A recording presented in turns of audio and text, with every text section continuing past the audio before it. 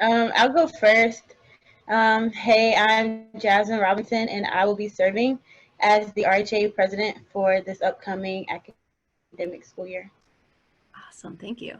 Hey, my name is Kaylee Del Greco. I'll be serving as the National Communications Coordinator for RHA this upcoming academic year. And then, hello, my name is Crystal Thibodeau. I work in housing and residence life as a coordinator for residence life, but I also get the lovely opportunity to serve as the advisor for RHA for the upcoming school year. I'll also add in that, so the Residence Hall Association is kind of like the umbrella and hall councils fall underneath the Residence Hall Association as well. So every community on campus, every residence hall on campus has a hall council within their buildings. And so for students who reside in their assigned residence hall, they have the opportunity to join the hall council.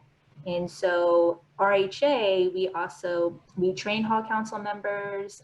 We hold General Assembly, which is for all residential students. However, most of our members consist of hall council members. And so they attend General Assembly meetings. And as Jasmine and Kaylee mentioned, having the opportunity to participate in our on-campus programming as well as conferences and things of that nature too.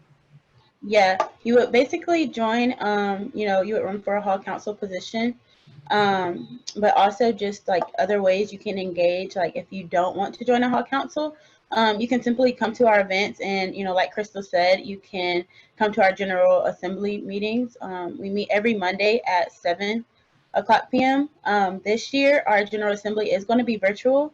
So that's just a change, for anybody that's watching. So the General Assembly meetings, which is open for everyone, those are held Mondays at 7 o'clock p.m. But this year they're going to be virtual. Okay. But let's say somebody were to join a hall council. Hall councils have, different meetings depending on, what residence hall they're in. And that's just something they decide on once, they get started in their hall council. We always do like a presentation with updates on anything that we have as an exec board, and the president would present those, which would be Jasmine. And then if they have any questions, they would raise like their placard with their hall on it, and we'd call on them and they would talk to us. And then it's like a round robin style if we have any updates at the end with CRLs and advisors and us as an exec board to give any updates that we feel like we need. I guess I'll say if you're a resident at one hall and you're at General Assembly, one, you can kind of learn about what other residence halls are doing that is getting their residents engaged, so different programs and things like that, or different initiatives they're trying to do in their residence hall.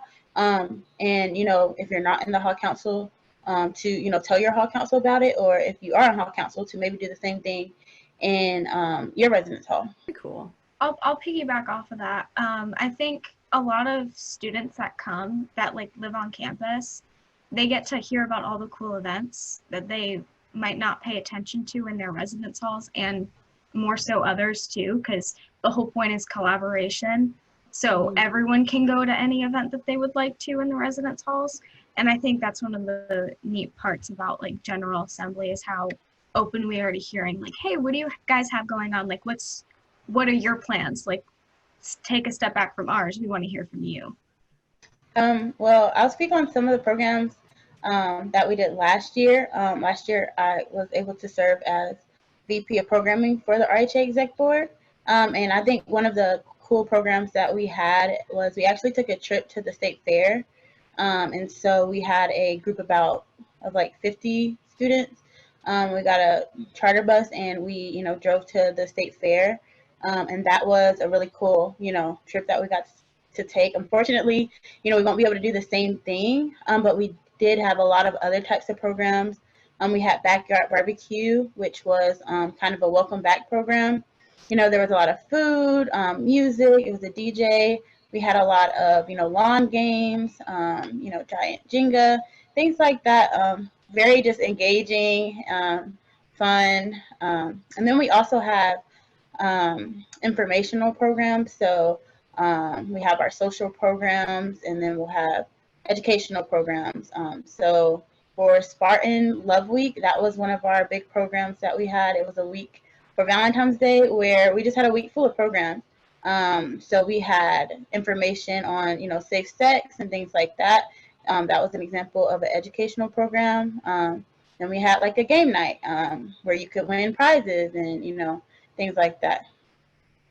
So that's just a couple of examples.